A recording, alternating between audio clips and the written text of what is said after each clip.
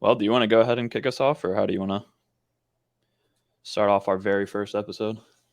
It just brought that little update thing in the way Oh, shoot. of Yeah. that. Yeah, I can get it going. Yeah. All right, let's get started. So, welcome to the very first episode of Business Banter. I'm Mark Plymel, joined with Spencer Johnson. And this podcast, we're going to do a video format and we're going to talk about a lot of different things.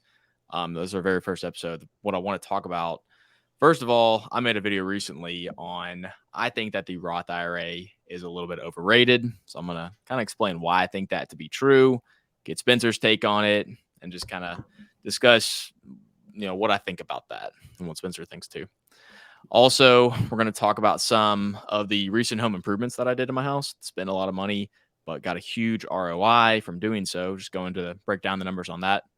So talk about Spencer's recent credit card point redemption. He redeemed like 200,000 points. Kind of get into what he did with those.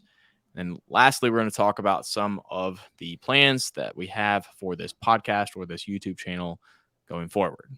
So we got a lot to talk about. Should be a fun one. I'm looking forward to it.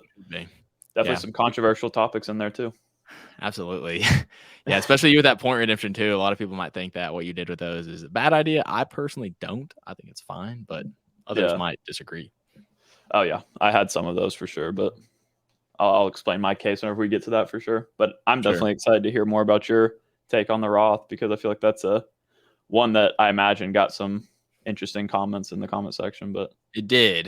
It hasn't been viewed by a lot of people. I think it only has like 1,100 views, but overall the feedback was relatively favorable, put like right in the middle. Some people thought that I was just trying to like clickbait in a way, or they thought that I was being misleading in what I was actually talking about in the video. But basically my take with the Roth IRA being overrated, I don't think the account itself is overrated. I do think it's a great account, but I think that the mainstream advice of getting into a Roth the moment you earn your first dollar as an 18-year-old, or else you're never going to, become a millionaire if you don't max out a Roth as early as you can. I think that advice is what is misleading. And that's kind of why I think that a Roth is overrated. I think most individuals who are younger, aged 18 to 24, 25, even 26, on average, don't really make a lot of money. Statistically, I put the information in the video I made. They make like $37,000 before taxes. Obviously, taxes take from that, and they're not left with a lot of money left over. And they might have student loans, they might have credit card debt, and we're telling them that they need to also somehow manage to get $6,000 or $6,500 in the Roth IRA. I think it's absolutely ridiculous. I think that if you are an individual who can go ahead and invest in a Roth IRA because you don't have student loans or you don't have any other debt and you make a lot of money, then that's great. You need to go ahead and do that. But if you don't, if you have a lot of debts, you need to pay those off first. Don't even think about a Roth IRA until those debts are out of the way. Yep. I think focusing on that first makes way more sense. And that's kind of my take on the Roth IRA is overrated. It's not an overrated account. The advice of getting into it too soon is just not the best, in my opinion. Yeah, that makes a lot more sense. I mean, I think the headline itself of the Roth IRA is overrated is something that people are going to automatically have a reaction to that's negative, because it's just so highly spoken. Well, this is YouTube. I mean, you do have to try to entice someone to click on your video, but you give them, they click on that and might expect me to say, the Roth IRA is trash. You're way better off doing something else. No, that was not what the video is about. To what I just said. Like, it's just not necessarily worth it early on. There are other things you should do first and then get into the Roth. Yeah, I agree with that notion of it. Whenever I first saw the video or you told me about the idea for it, I was like, oh, well, I'm probably going to have to defend it a little bit. But I think it is important to note that you aren't saying the account is bad. The reason that, yeah, right. The reason that I think it is so powerful too for younger people in general, which this is maybe something we could talk about, because I think that there is a fine line between, like, what you said is correct, I think, where you need to be paying off, like, especially just high interest debt as soon as you can, because that's going to always give you a more return on investment than you investing for, some money you're not going to be able to take out for 40 plus years. Right. But at the same time, people that can invest in a Roth IRA are usually going to be younger because of the income cap. So, like I talked to my girlfriend's dad, for example, he can't even contribute to Roth IRAs. So for him, the account makes no sense. He makes too much money. Right. Yeah. I don't know what the actual income cap is, or if you do, but things like it's like for married, it's like 215 or 220,000. I think for individual, like single filers, is like 120 in that range. And there's like a phase out period. Like if you make like 140, you can still contribute a little bit, but like it phases out. Once you make past that, then you can't contribute any. Not sure the exact numbers, but yeah, there's that phase out period. And yeah, 250-ish. If you make in that household, then you can't. You can still do backdoor. There's still ways to get into Roth, but you can't just directly contribute to it if you make more. Yeah, that makes sense. So yeah, that's why I still think that there's an argument to invest while you're younger and try to contribute as much as you can. But at the same time, those debts are definitely more important. I guess I'm curious as well as to how you have navigated having a Roth IRA, assuming you do have one yourself, or like whenever you were younger, how did you contribute to it versus not? Just to get personal experience. I do have one now, but I didn't contribute to it. So I had a 401k when I worked at Central Bank, my first like actual job. I worked there for like 3 or 4 years and I had a 401k, but I was still trying to go to school. Was kind of in that phase. And then I eventually, by the time I was like 24, I was like, okay, I'm done with the bank and I'm done with school. I'm not going to go back. I'm not going to finish it. Just not for me. And I had like 25,000 student loan debt. I still had a 401k that I ended up cashing out because it was only probably like $6,000 or $7,000, but I needed the money at the time. And I actually took a chunk of that money and I paid off my student loans, or paid a portion of the loans off with that. But then when I started working as a tennis coach, grinded away, paid off the student loans, and I do have a 401k with the tennis club that I work at now. But I didn't get into a Roth until actually I had bought my house. So I bought a house when I was 28 and I had still not touched a Roth. But once I had no debt at all, car paid in cash, house purchased, homeowner, no student loans, and income growing, and I had this YouTube business going. All right, now I think I'm actually ready to contribute to a Roth.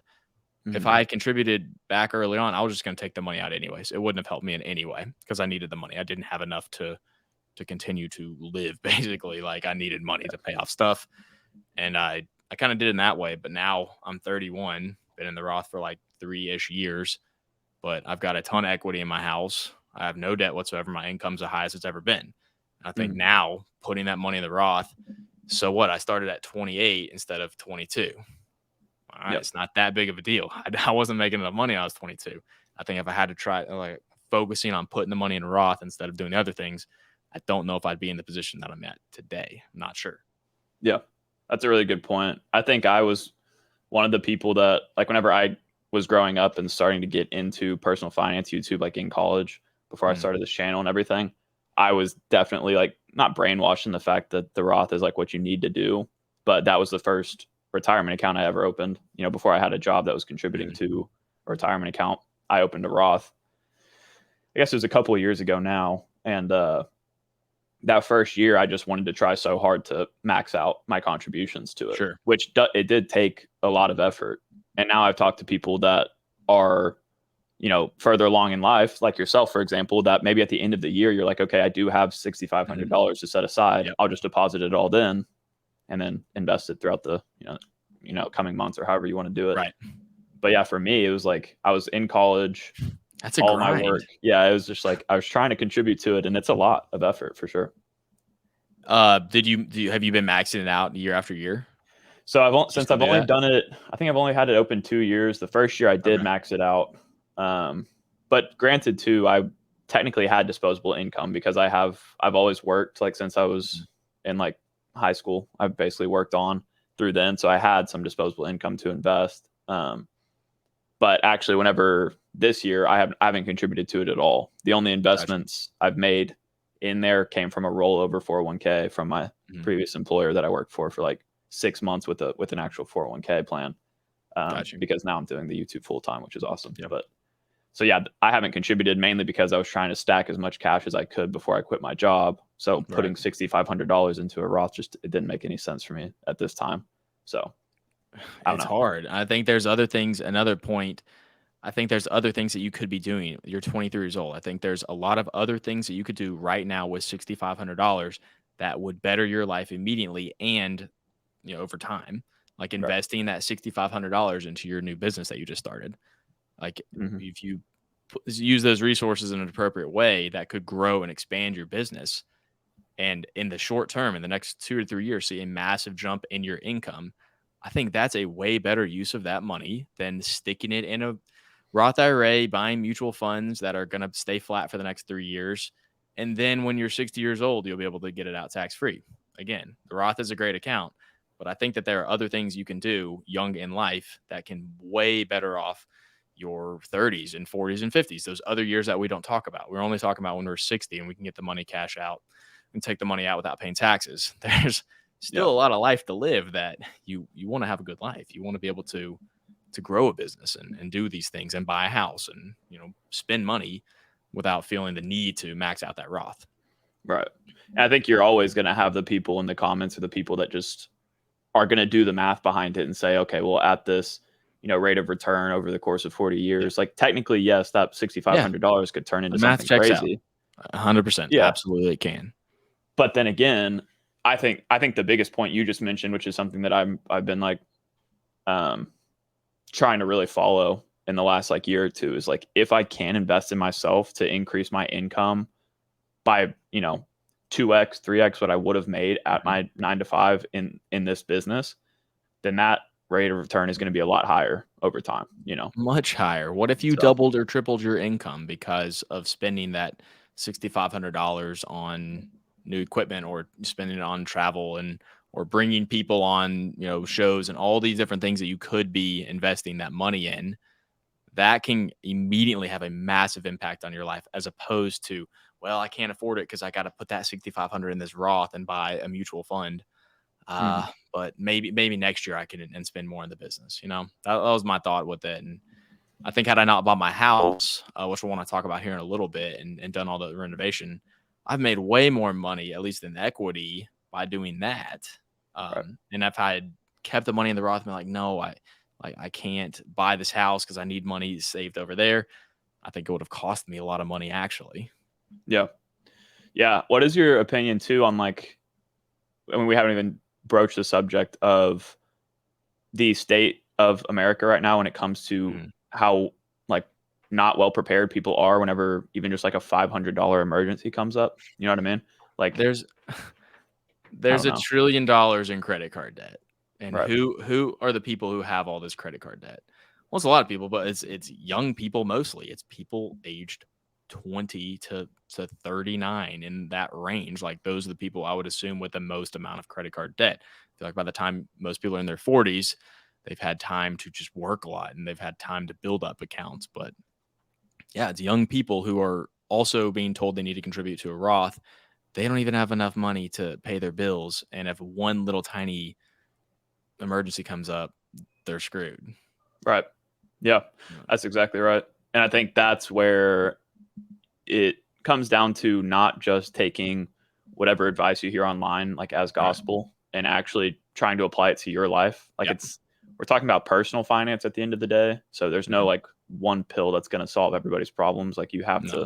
you have to learn how to take what we say or what other content creators say and like apply it to your own life, because if you don't do that, then you're actually doing yourself a disservice in my opinion.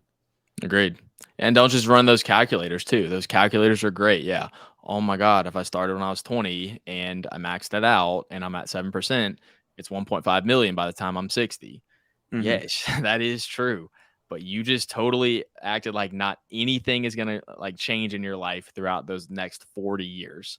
Right. Like there could be a ton of changes. You could eventually make too much money to where you can't contribute to a Roth. Like Hmm. what if your business takes off in your 20s and you're making $1 million a year? Do you really care about a Roth IRA anymore? I Right. doubt it. No, I don't think so. I think your priorities have shifted into something much more substantial, and you're not worried about having $1 million in retirement when you're making that much money in a year now.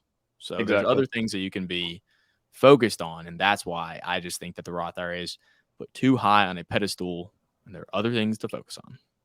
Yeah, it's honestly like one of those kind of, it's not a trap, but it's kind of a way to keep people from becoming super wealthy early on in life. Like that's really what it is, because I don't know if you think about it, like my goal would be, say that, I don't know what the single tax filer cap is for the Roth IRA, but say it's like only like 120. That's 10 grand a month. It's right. not that much. So say if my goal is from this channel, from my business, whoever I am, to make that much within 2 years from now, Yeah. then I'm only missing out on $12,000 or $13,000 being invested into a Roth, and that is going to compound over time. But if I'm making that much money in income, it doesn't matter. So exactly. There's other things that you can focus on, and yeah, I think it's one of those. It's extremely safe, and when you're giving not financial advice on the internet, you tend to stay safe. Like get in the 401k, get the employer match, get in your Roth, have your 12-month emergency fund. Those are very, very safe things. And obviously it's decent advice. I'm not saying it's not. I'm just saying like that is definitely not a way where most people end up becoming super wealthy, right? If you are trying to start a business and trying to scale and expand, I don't think you care about 401k contributions. I don't think you care about a Roth IRA. You are focused on growth and expansion, and that costs money. And I think that is the safe way over there with the Roth and stuff, but the less safe, more risk way is without it. Yep. It all depends on who you are, I guess, because we're talking from a perspective of people that do want to grow a business, but there are plenty of people that maybe they're completely fine with just constantly working the same job and contributing to their tax or their retirement accounts, and that is a valid way to go. Fine. That's totally fine. You can absolutely become, multimillionaire in net worth by doing that. Yeah, but I also have friends, for example, that say they have similar aspirations to me in growing some kind of business, but they're so much more focused on saving every dollar they can to invest in a retirement account that they're not, really opening themselves up to any opportunities with their money. So you could look at it from a lot of different ways. It depends on how willing you are to take risk, and and just your level of what you want to do. What do you actually want to do? Do you want to start the business, or just want to work for a corporation? Right.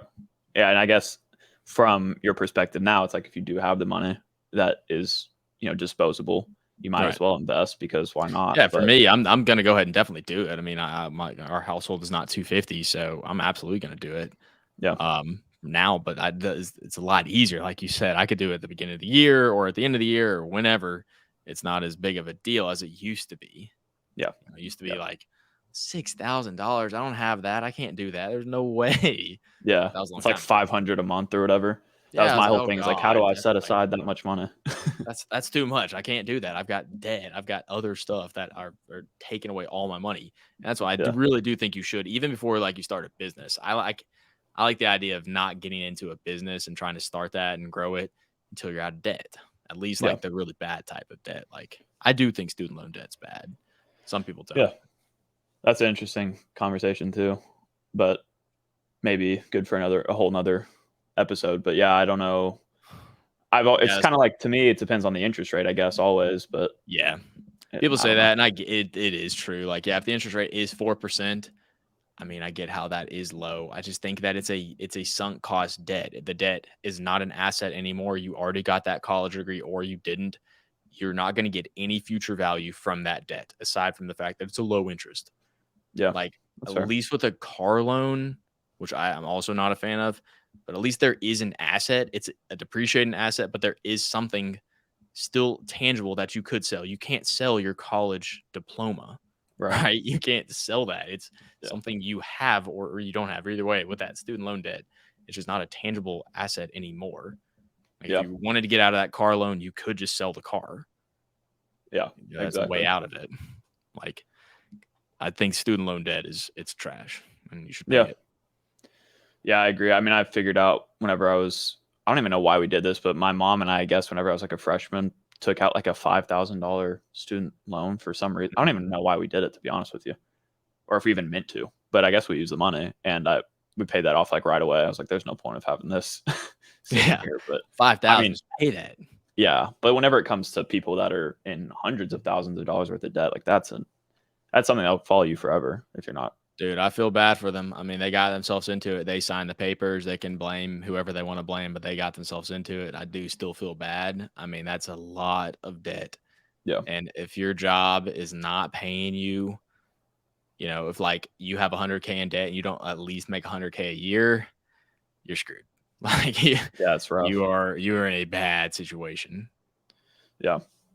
Yeah, it's interesting because we always think of, at least I do, like you think of a car loan, for example, you can kind of justify that based on the ratio of your income to Mhm. your debt. Sure. But I feel like people will do that less with something like student loans because they think it's something that's going to set them up for success in the future, which granted it might, but if you're not taking that Right. into consideration, that's could be dangerous. People who get themselves into debt like that are very optimistic of their own futures. They have very high aspirations and they are very sure and confident that everything will work out.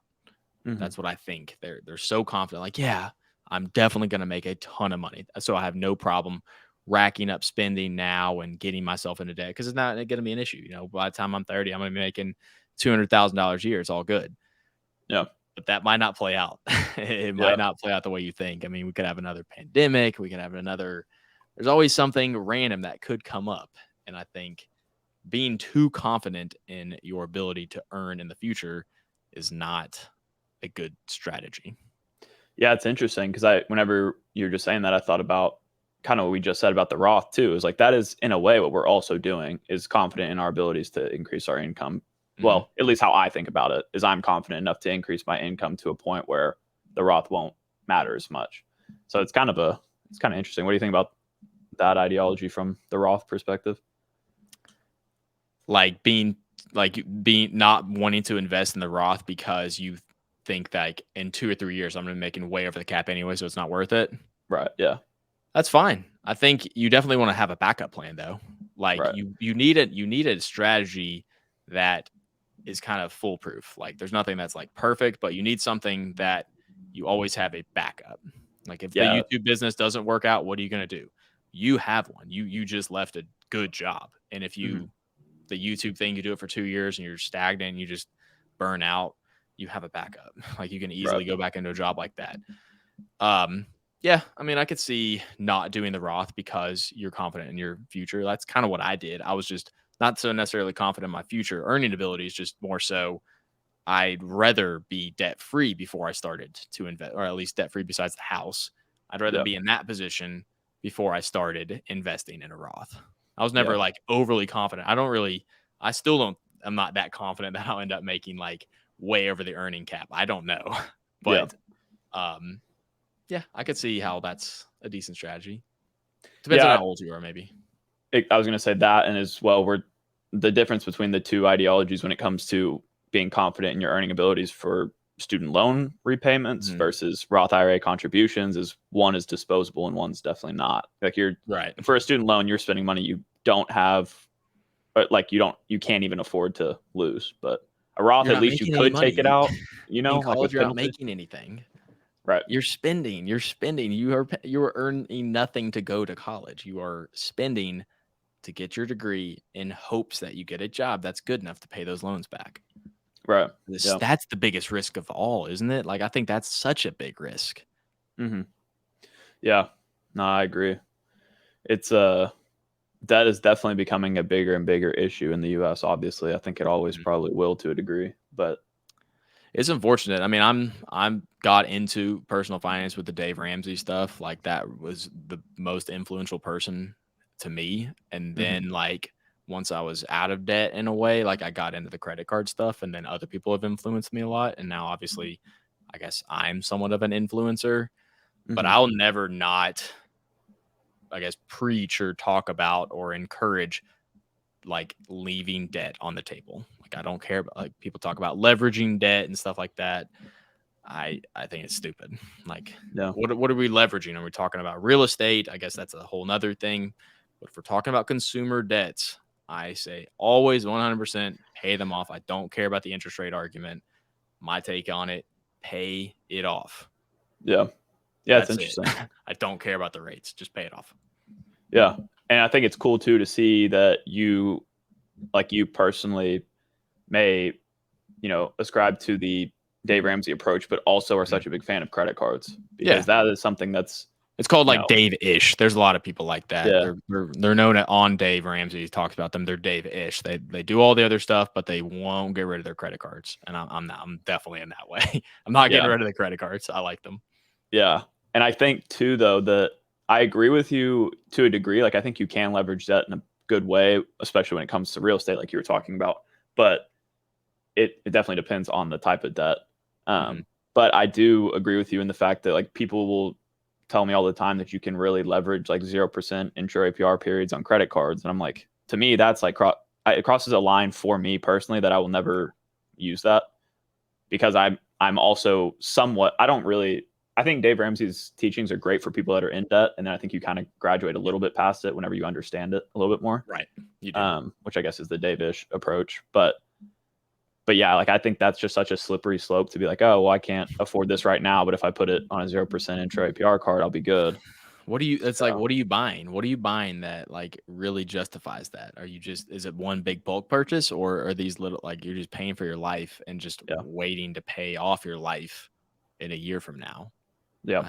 I think that's moronic, and such a slippery slope. Yeah. Such a bad call. Yeah. And I do like sympathize, I guess, with the people that genuinely like cannot, like, maybe they have kids that they have to put food on the table. So you need to do something like that. But you have to also be in the background trying to increase that income, which I hope that people that are, watching channels like ours are doing. I imagine they are. But yeah, so I don't want to put a blanket statement like, oh, everybody's dumb for trying to use these. But I think that people that are trying to like strategically use them to supplement their life, not like for bare necessities, I think that's a bad way to go, personally. Absolutely.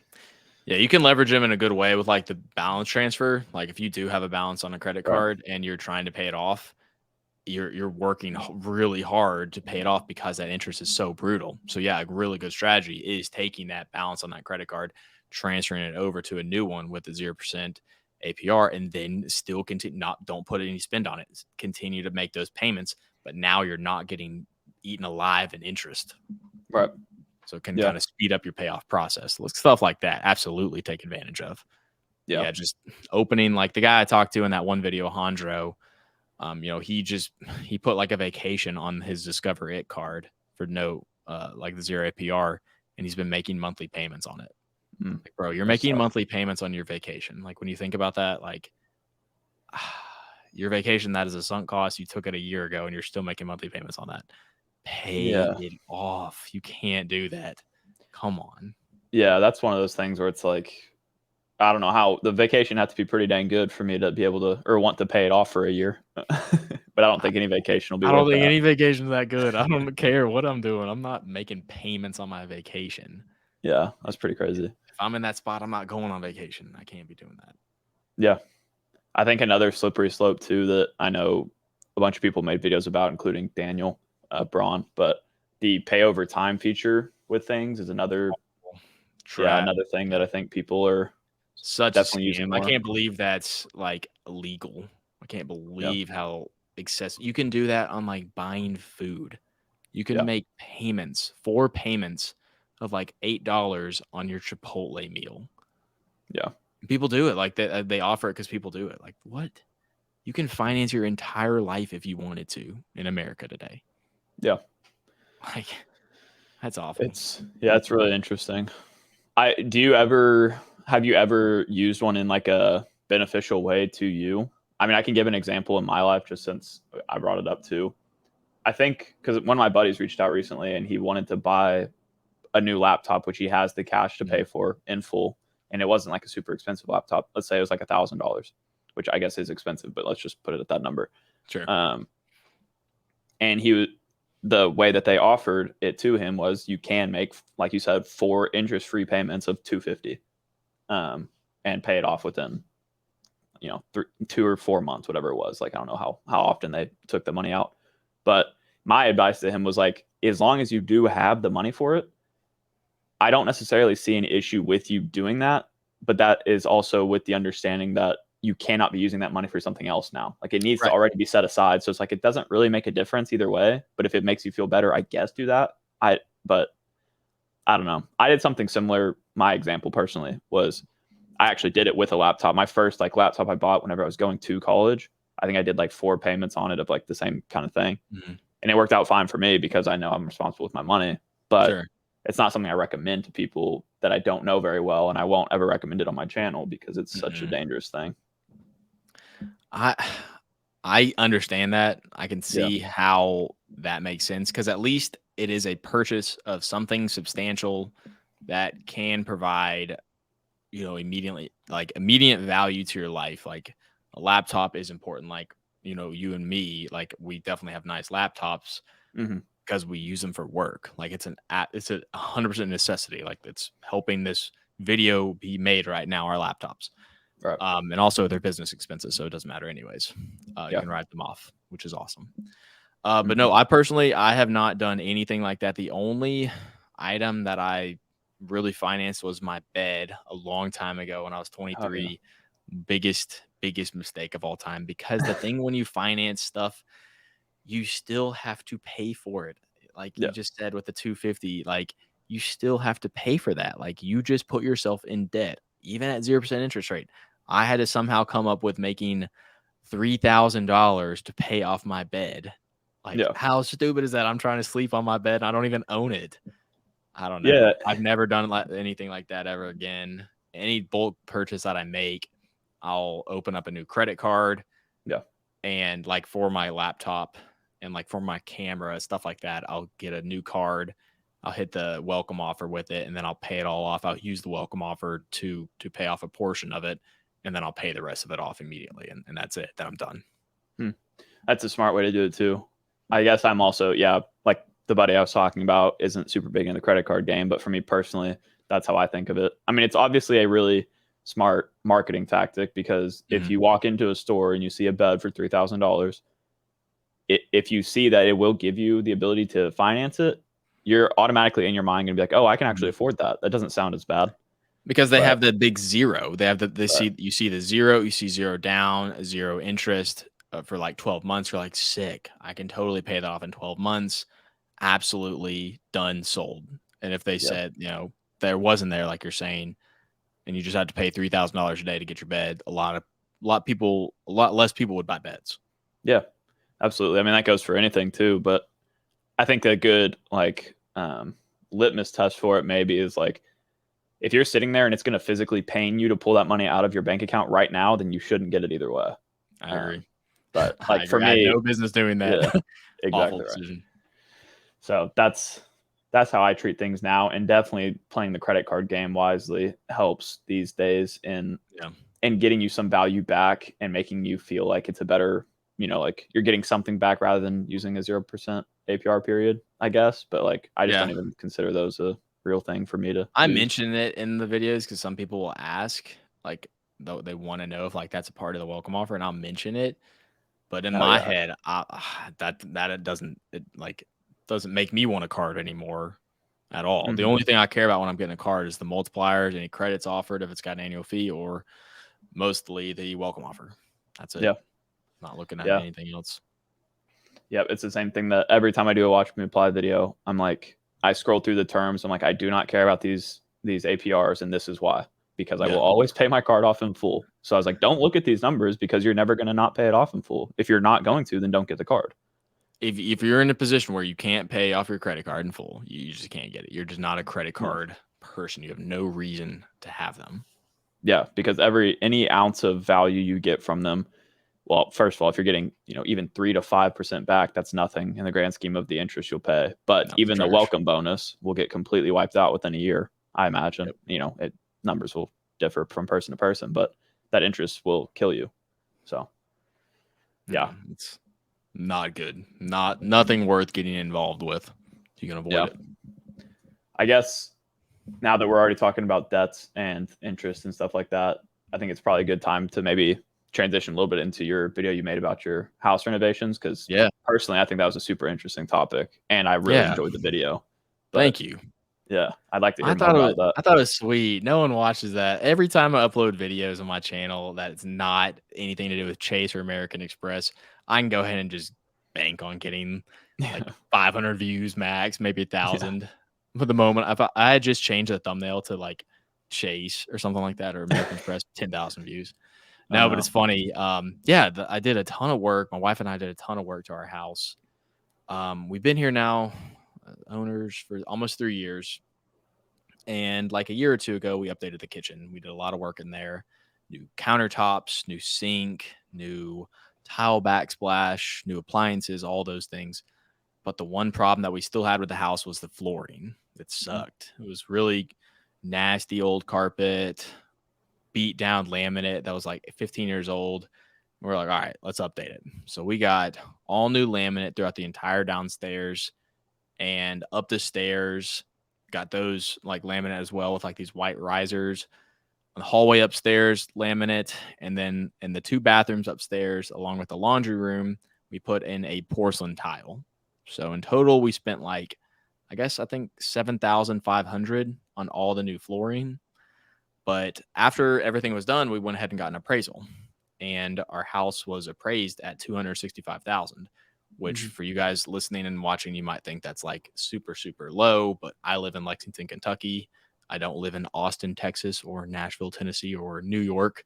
So, yeah. yeah, I mean, prices in general are still lower than other places in the country. But considering we bought the house in 2020 for $170,000, I thought that was absolutely insane how much it's gone up. I think the math was 43% from purchase price to the final appraisal price 3 years later. And yeah, like I said, we have done work. I think we spent $15,000 in total, kitchen, light fixtures, and obviously the new flooring.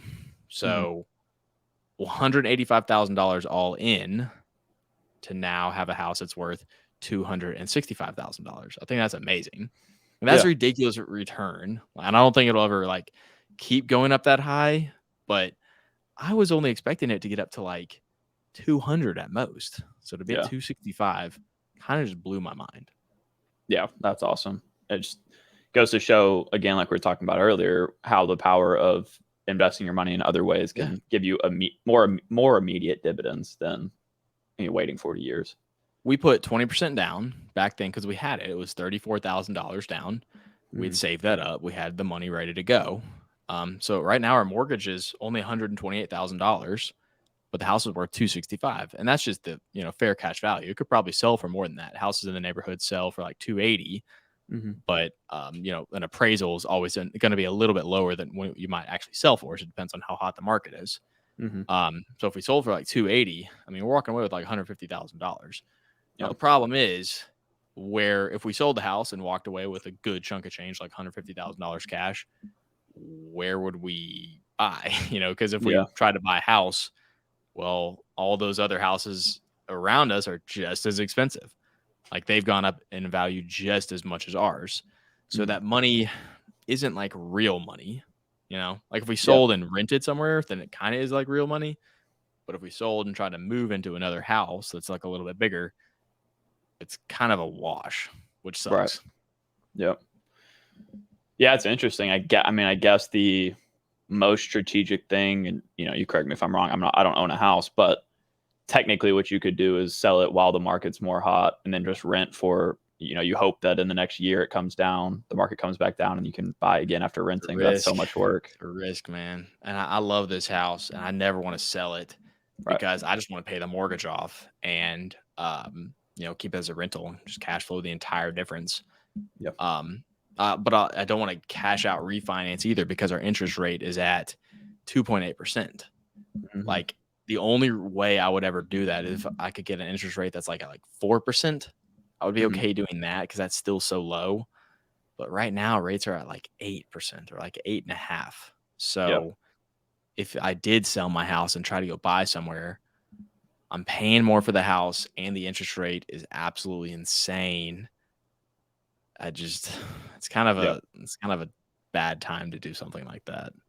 Right. No, I agree. I was just trying to think out loud and see how you could actually get the cash out of it because like you said, I assumed you didn't refinance, which is really the only way to pull equity out right now, right? Well, you can do a HELOC. Like I have a HELOC, but we don't use it. HELOCs are fine, but again, those are variable interest rates, and there's definitely inherent risks. Like if you use the HELOC to buy another house, and then your renters weren't paying, and you you have to use your HELOC to pay the mortgage on your main property. There's a lot of stuff like you can get yourself into trouble with using HELOCs in ways like that. We opened one up, but we just never use it. But the interest rate on that is pretty high. Yeah. It's I was gone going to up. say, can you maybe touch on what it is exactly? I know it's a home equity line of credit, but for those that might not know, or like, how do you manage those effectively? I know you made a video on it, but still. Yeah, just I made the video just explaining what a HELOC is and how to get one in case you're interested. I actually, funny thing is, I don't fully recommend them to people. I have one, but like it's like having a credit card that like you just don't use. Like I have it there if I ever needed it, but I just don't use it. But either way, yeah, home equity line of credit. Assuming you bought your house with money down, you have equity in your home. Or if you bought your house a long time ago, even with a small amount down, over the course of time, you've built up equity. You've been paying down your mortgage, and the house has probably gone up in value. So you have equity. You have that gap between what you own the house and what the house is worth. So typically the only way you can ever access that money is by selling the house. And then you'll get a difference. The buyer, you'll get your check, you'll pay off your mortgage, and then you're left with that equity check left over. But HELOC allows you to access your home's equity without selling. So it's actually really cool in a way. But of course, it's a bank product. So the bank has to make money. And they're going to do that by charging interest on whatever money you actually take out. So my HELOC, it's like $100,000. I have that much that I could spend. But if I keep it at zero, I don't pay anything. There's no fees associated with anything. But let's say I took out like $20,000. On that $20,000, I would have to pay interest every single month on just that $20,000. And the interest rate is variable too. It will track the Fed fund rate. So as the rate continues to go up, so does your HELOC interest rate. So it can get really pricey, especially if you pull out like 80 grand on your HELOC. Like right now, even mine is getting bumped up to like 7.25. So think about that, $80,000 at 7.25 divided by 12. Your monthly interest payment is like $600-$700. It's super expensive. Yeah. So you can get yourself in trouble with a HELOC, just like any bank product where you're given money. But the coolest thing about a HELOC, I'll wrap it up, you can write checks off of it. It's not a credit card. Like I have a checkbook. I could write myself a $100,000 check, put that in my Chase account, send it over my Schwab account, buy stocks with it. Like it's your money. So it's cool, but something that needs to be used responsibly. Right. Yeah. I could see an argument. I think you mentioned this in your video too, of pulling one out to do home renovations, which I think is what a lot of people do because that increases the value of your home. Which, like you just said, if you're getting a 43% return on investment, technically, even though it's not actual, I guess, cash in your pocket, if you were doing that and you were somebody that was like an investor, then it kind of makes sense because you're kind of constantly you are leveraging debt in that way, which I guess is one of those ways, like we're talking about in real estate, that it can be used, but all methods are a little bit dangerous. So that's definitely one of the better ways to use a HELOC. Yeah. If you were installing like, I don't know, something in your house, like updating your kitchen, you needed 15 grand to do it and you used your HELOC. And then you made that conscious effort to pay that HELOC off back as quickly as you could. Yeah, I think that's a good way to leverage it. But there's also the other way. What if you just save $15,000 cash and just pay for your home renovations when you could afford it? There's always that side of the argument too. And I think that side is better. You use the HELOC to pay for that stuff because you're impatient. Like you don't want to wait. And again, you're optimistic of your future. You're like, well, hell yeah, I'll just pay it off. It's not that big of a deal. It's only 15 grand. I can pay that off in no time.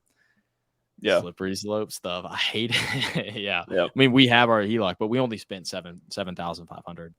Not like that's a little bit of money, but like that's really not all that much for the amount of work that we did. It was pretty doable. Gotcha. And you didn't take it out of your HELOC though. That was just cash. No, you're saying that was just cash. Yeah. We haven't used a HELOC at all. I just got it because we had it. And I thought that this is funny too. When we got it in June 2022, we'd had our house for 2 years, and I thought the house was only going to be, I never thought the house was going to be worth more than it was back then. I was like, I'll bet you they're going to give us like $100,000. And they did. They said the house was like worth $230,000. I was like, there's no way it'll ever be higher than that. Let's go ahead and get the HELOC now. and because they gave us 100% loan to value, which again, that's something else they probably wouldn't do right now because rates are so high, home prices are so high, it's more risk.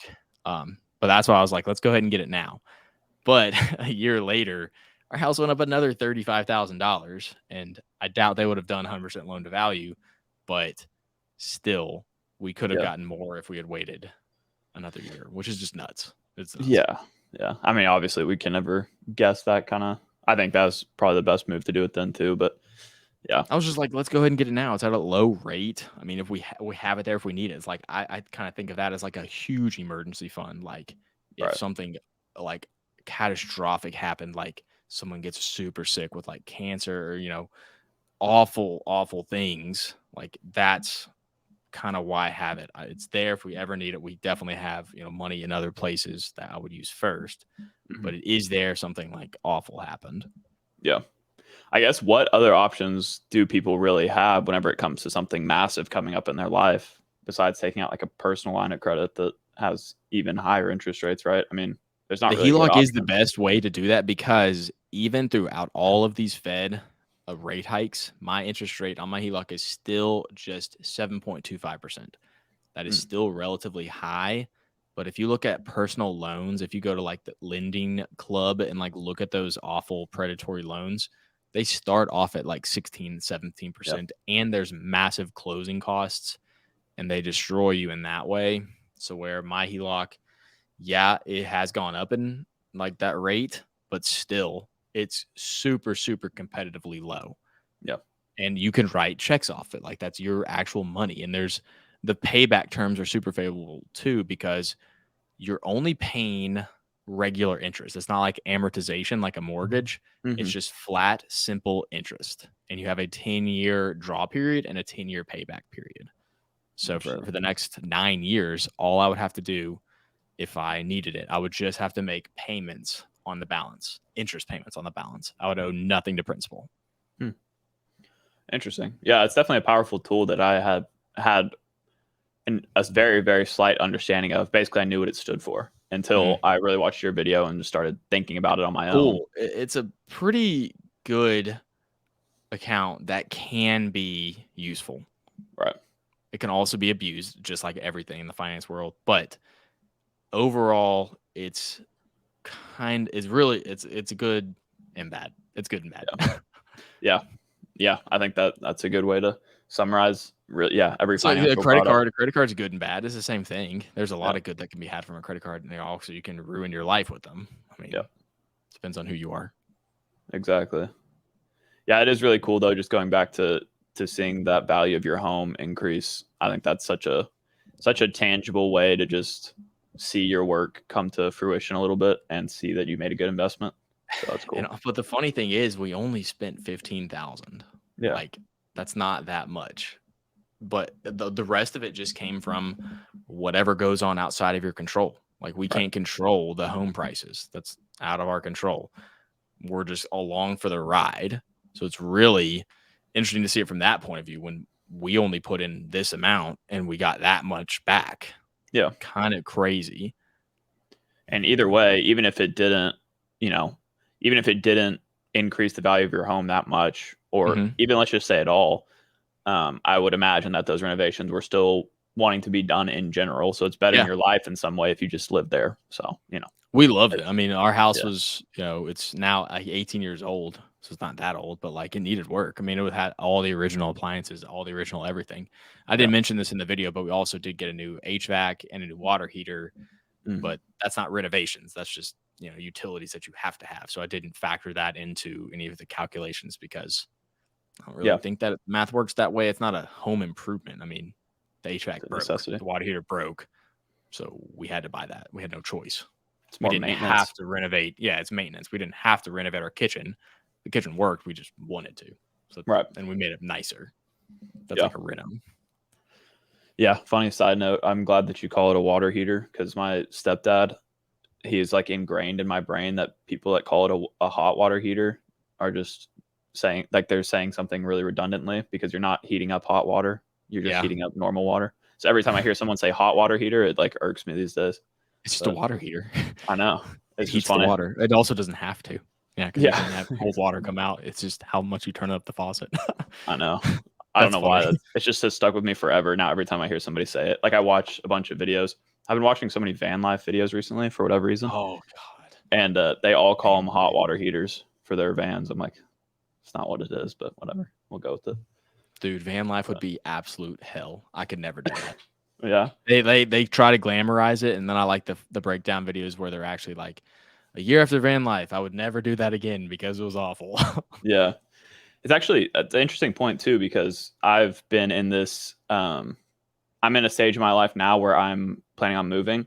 Well, I am moving out of my place in like 2 months, but now that I'm fully working from home, my girlfriend's also moving to another city, so I don't want to sign another lease in like downtown Austin where I'm at right now. Um, and one of the things that I'm thinking about doing, since I have my stepdad out there, he actually built our house like himself, so he's like very, very savvy when it comes to improvements and maintenance. But my stepsister has an old camper, like a tow behind, that she's basically gutted at this point, and she's selling it for really cheap. And I was like, it'd be kind of cool to buy it as a somewhat of an investment to renovate it, learn how to do that, and then sell it for more later, or actually live in it for road trips at least. And I think it'd Could be kind of you hook that up to your 4Runner? Is like yeah, that kind of a thing? And it's like yeah, a tow? hmm That'd be cool. I would like that more than the van where you're actually like driving it yeah, because you could park and like I'm sure there's more space in it than like a van. yeah. That. But I think the one interesting thing when it comes to this conversation too, that I talked about this with my stepbrother yesterday, because I have two stepbrothers that own a couple of businesses together. And one of them is that they would buy the Sprinter vans and they would renovate them to be livable. And now they rent them out or trying to sell them. But his biggest thing about it, he's like, I think that's a good investment compared to a van, because you're now not buying a depreciating asset because it does not have an engine in it, which is kind of an interesting thought too. Because originally I was like, I'll just get a van because you can drive it. But one, they're super expensive, and two, they do depreciate. But I'm not buying a depreciating asset in a tow behind camper, which is kind of interesting. That's interesting. Yeah, I never thought about it that way. I guess a camper would be so that's going to hold its value much better than a van would. Right, because it's literally just like yeah. I mean, it's just a the box, motor's not in basically. there. It's just a box that you live in. It's a box that you can update and make nicer and make more comfortable to live in. That's interesting. I don't know. It's a whole nother conversation. We talked for a long time yesterday, and I talked to my stepsister too, and I might end up buying it for really cheap and then renovating it. So it could be a cool totally project. live in that as long as you get internet access out there wherever you are. Yeah, that would be better than a van. Yeah, I would be more inclined to do that than a van. And you have a car that you can detach and go drive around. Yeah, exactly. You don't like. I feel like driving the van around just like in like regular places is weird. Like it's a huge, massive van, and it's like your whole life in there too. Yeah, you could park the camper. You could just drive your car somewhere else if you didn't want the camper. Yeah, and it'll give me some good use out of my 4Runner now, because I want to actually use it for what it's meant for, and I want to go travel with it. So we'll see. The whole I ever use mine is driving around the city. I mean, I do go off roading every once in a while, but not much. But I didn't do all those crazy renovations to mine. Just new tires, little stuff like that. Yeah, as a side note, but I guess kind of tied into what we were talking about, so wanted to bring it up. But I like that. Yeah. You want to get into one transition to your point redemption, what you did with all those chase points, 200,000 plus. Exactly. Yeah, might as well satisfy the credit card folks that are watching this, presumably. Hopefully, y'all enjoy all of these conversations. I think most of us do. Kind of like if we like credit cards, we like general personal finance. So I definitely do. Yeah, but exactly. But yeah, so the redemption I did was somewhat controversial in the sense that I redeemed not all my chase points, like 2/3 of my chase points, which at this time was like 215,000 or something chase points, for a MacBook Pro, like a brand new MacBook Pro. And at first glance, for people that aren't super into the credit card game, you might think, oh, that's awesome. Like you just got a brand new computer. But for the people that are super, super into it and are all about getting the most value they can from their points, the redemption rate that I got for this redemption was not very high. So it's somewhat of a controversial redemption, especially with Chase's credit card points that are worth, really the most in the game. Right next to Amex, I would say. And what I actually ended up doing was getting this laptop at a time that Chase was running a promotional offer with Apple through Chase's portal.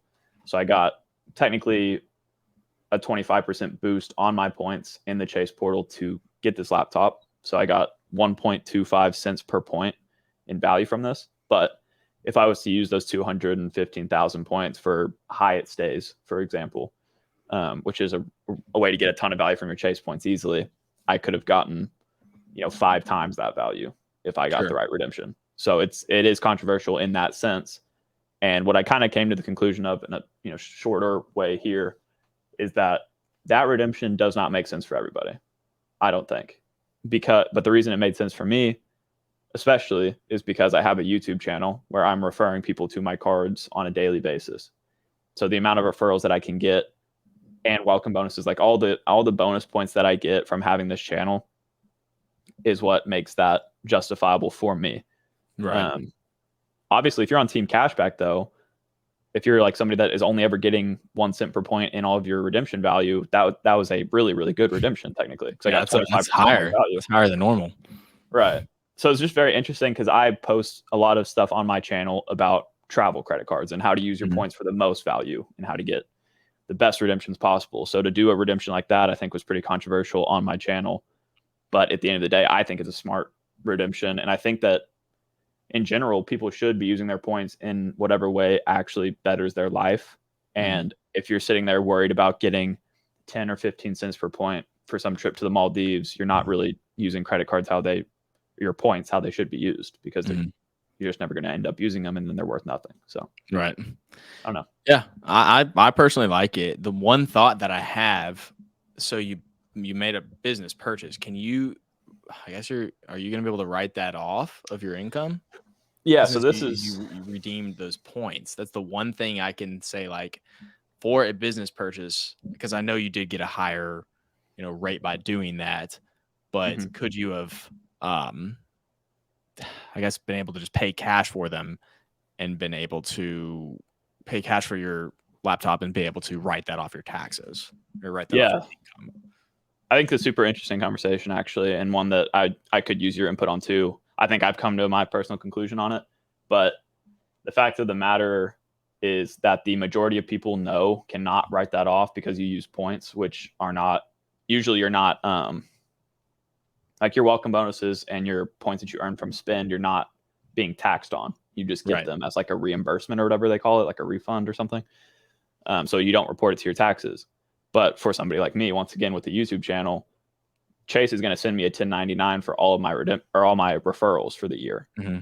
So I'm paying taxes on those points that I've gotten from Chase. True. So I think up to that amount of points that they send me a 1099 for, I should be able to write off that same valuation for the laptop in that redemption. But so then it is worth it. So then, yeah, if you're able to do that, then absolutely, that's a great redemption. Because if you had just paid cash, you're paying 25% more cash to do that. You're paying 25% less by using points. Yeah, and again, that's not tax advice. I don't know if that's technically true, but that is probably how I'm going to go about it. And if they, if I get audited, I guess let's erase this video. But I think I have a CPA do mine. He's like, when in doubt, we're writing it off. I mean, if it, if you think it's legit, then we'll write it off. I mean, obviously, you can't do everything, but like, you bought a laptop for your business. You have an online business. You create content. That's absolutely a taxable expense. And I think it was, at the end of the day, for me, it was kind of a no-brainer. But I think that people do have certain hesitations that are valid, like I just mentioned, basically. One other thing I wanted to note that you might have even commented on my video, but a few of the other creators in our space did, is they said that the value that I'm going to get from this laptop over time is going to probably vastly outweigh the cent per point value I would have gotten for like a 4-day trip. It already has. It already has. I mean, you create content twice a week now with the podcast 3 times a week, and you're on your laptop all the time. That is a vital piece of equipment that you needed, and you needed a good one. You got a good one. That is way better return on investment than a vacation. Like I'm actually personally, I'm more so team cash back. Like I talk about credit cards because that's just like, what I do. And I give advice for people who want the Amexes and the Chases and all the Hiltons and Hyatts and all that stuff. But in reality, in my personal life, I tend to just cash my points out. I take the cash and I don't travel that often. I mean, don't really care. I don't know. Yeah. Like I kind of thought I would. I used to want to do that, but now I don't know. I'd rather just work and keep doing what I'm doing. Now it's summer and I'm teaching tennis a lot more, and Yeah. I cash my points out all the time. And I just get less than I get like 1.1 with my Amex or just 1 cent with my Chase. It's good with Yeah. me. Yeah, I think the credit card game is a very seasonal thing too, is what I try to Mhm. tell people. Is like, if right now I'm not traveling, I'm not going to use those 200,000 points. They're literally worth nothing in my account until I use them. Yeah. So if I'm in a stage of my life where I need a laptop and this redemption, I already got extra value because of this bonus, it was really just a no-brainer. But if you are somebody that is on team travel and you're trying to take as many trips as you can, then yeah, that wasn't a good redemption for you. But for me, it's great. Yeah, it depends on where you're at and what you're doing, and like if you're super, you're older and you don't care about money, and like because you're already a millionaire and you're just playing the credit card game for fun, then yeah, team travel. But like Yeah. I always thought when I was a little bit younger, I would only be team travel. I would never redeem for cash. I don't know. Yeah, it's I easy. Once you do it, it, I feel like it's the way to yeah, go, kind of. like man, I'm getting a bunch of cash. Like last year, I cashed out like $13,000 or $14,000 into my Schwab account. That's That's crazy. insane. I mean, that's Yeah. from credit card points and stuff like Rakuten and all that stuff. Like that is nuts. Like I'm Yeah. not a millionaire, so $13,000 invested for me in a year from basically doing nothing. Yeah. I think that's sick. Like, that is so useful. That's a Yeah. better return on investment than a trip to somewhere that I'm, just gonna forget about after a year or two, anyways, unless I make a Yeah. video on it. Yeah. And you write that off too. um, Exactly. but another point there too is that that money that you did cash out, you could max out your Roth IRA for 2 years because of that. That's like, So if you this wanted is to a go back to the very loophole. beginning. This is a segue, but it's still in the same realm. So I was redeeming. I brought this up in the stocks channel on our Discord. By the way, if you're listening right now, go ahead and go down the description below and join mine and Spencer's Discord server, the credit community. Totally free to join, super awesome community. But anyways, I was in this stock channel and I redeemed my Amex points for cashback, and I accidentally sent them to my Roth IRA instead of my general brokerage. It was the first time I had ever Hmm. done that. I did it on accident. But a day or two later, I went into my Roth and I saw that the balance had gone up. It was like 70 or like 7,000 points. So I got like $77 for that. But Yeah. my contribution limit for this year didn't go up, but the cash balance did. So it's like it didn't code that as a contribution. And I looked through Reddit and I looked in a couple different places, and they said that that is coded as a bonus and not a contribution. Hmm.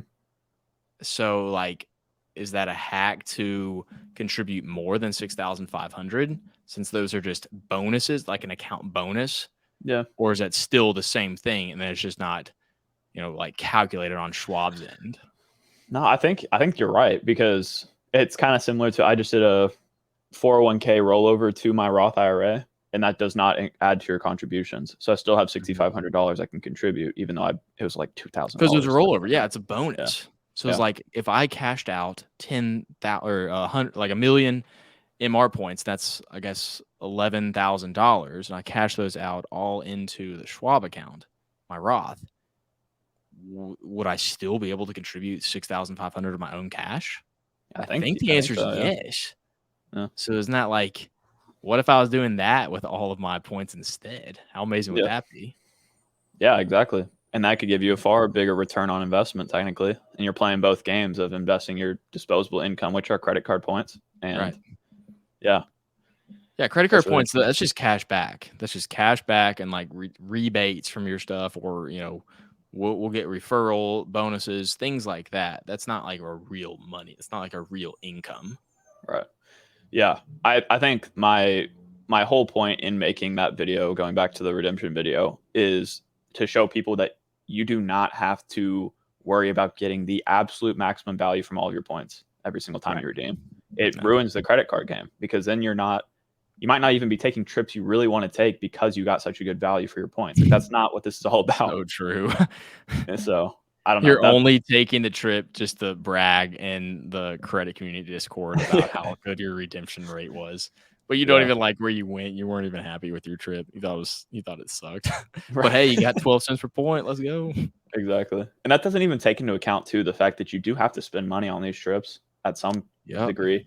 But like with my laptop, it was crazy. The end screen of that whole thing, which is in the video, I paid $0 and had this brand new top of the line MacBook, like as specced out as it could be through Chase, sent to me for free. I just opened it up and I'm using it now. Like that's insane. I mean, that's massive, massive value. I think that's a great point redemption. Anyone who doesn't think so, sorry, don't know what to tell you. It's a good redemption.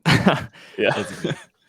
You can always explain your case in the comments too. And they don't even care. They just want to talk trash. Yeah, I guess that's fair. But yeah, I guess we've already been going for about an hour here, and we can kind of transition to the outro a little bit and just telling y'all what we want to actually do with this channel going forward. And that way you're not just like, oh, this is cool, we have another channel, but what is happening with it?